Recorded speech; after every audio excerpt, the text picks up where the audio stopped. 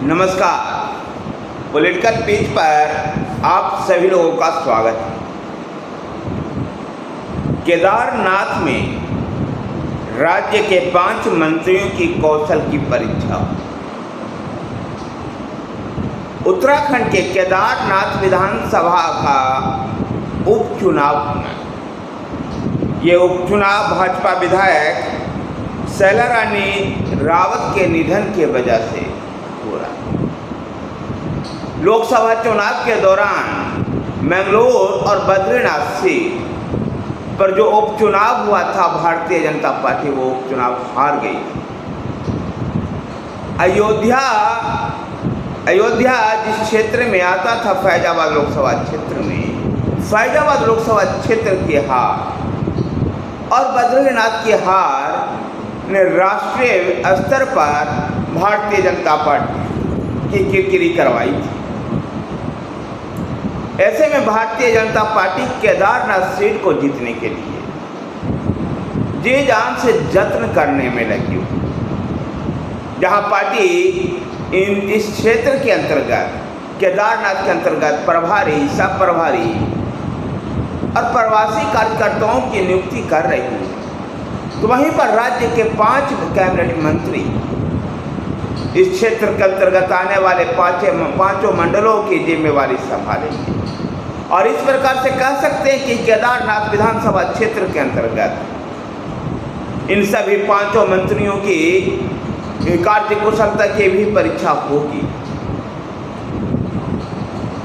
बद्रीनाथ और मैंगलोर सीट जो भारतीय जनता पार्टी हारी है, ये सीट भारतीय जनता पार्टी की नहीं थी, लेकिन बद्रीनाथ की सीट भारतीय जनता पार्टी के प्रतिष्ठा के साथ जुड़ा हुआ था। वो प्रतिष्ठा इसलिए है कि लोकसभा चुनाव के दौरान कांग्रेस के एमएलए राजेंद्र भंडारी को भाजपा ने अपनी तरफ खींचा था और उन्हीं को उपचुनाव में टिकट दिया और वो हार गए। बद्रीनाथ की इस हार ने राष्ट्रीय स्तर पर किरकिरी करवाई।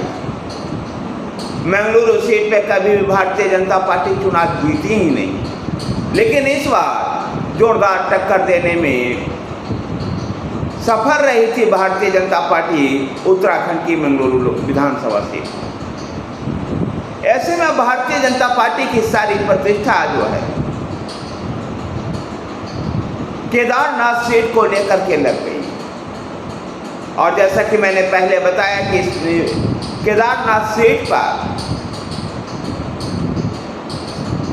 प्रभारी, सह-प्रभारी, प्रवासी कार्यकर्ताओं की नियुक्ति के साथ ही 5 कैबिनेट मंत्रियों को लगाया गया और इन सभी 5 मंत्रियों को इस विधानसभा क्षेत्र के अंतर्गत आने वाले अलग अलग मंडलों की जिम्मेवारी सौंपी गई। कैबिनेट मंत्री सौरभ बहुगुणा को गुप्त काशी तो सतपाल महाराज को उखीमिट की जिम्मेवारी दी गई।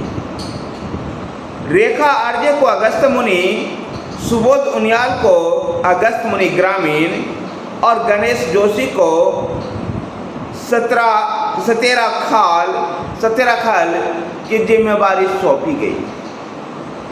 जहां भारतीय जनता पार्टी के लिए ये सीट प्रतिष्ठा का विषय है, वहीं पर राज्य सरकार के ये 5 कैबिनेट मंत्रियों को भी कौशल की परीक्षा होनी है। मुख्यमंत्री पुष्कर सिंह धामी ने इनको टास्क दिया है कि इन मंडलों में अपने जिम्मेवारी वाले मंडलों में जनता दरबार लगाएं, जनता से सीधा कनेक्ट करें, कार्यकर्ताओं से अपने आप को जोड़ें, ताकि केदारनाथ विधानसभा सीट का उपचुनाव भारतीय जनता जीत पाए। देखना दिलचस्प होगा कि उत्तराखंड की इस राजनीति में भारतीय जनता पार्टी अपने इस बदसाहत को बरकरार रखती है या फिर विपक्षी पार्टी इसका फायदा ले जाती है। धन्यवाद साथियों, वीडियो को लाइक कीजिए, शेयर कीजिए। हमारे साथ बने रहने के लिए हमारे चैनल पॉलिटिकल पेज को सब्सक्राइब कीजिए। धन्यवाद।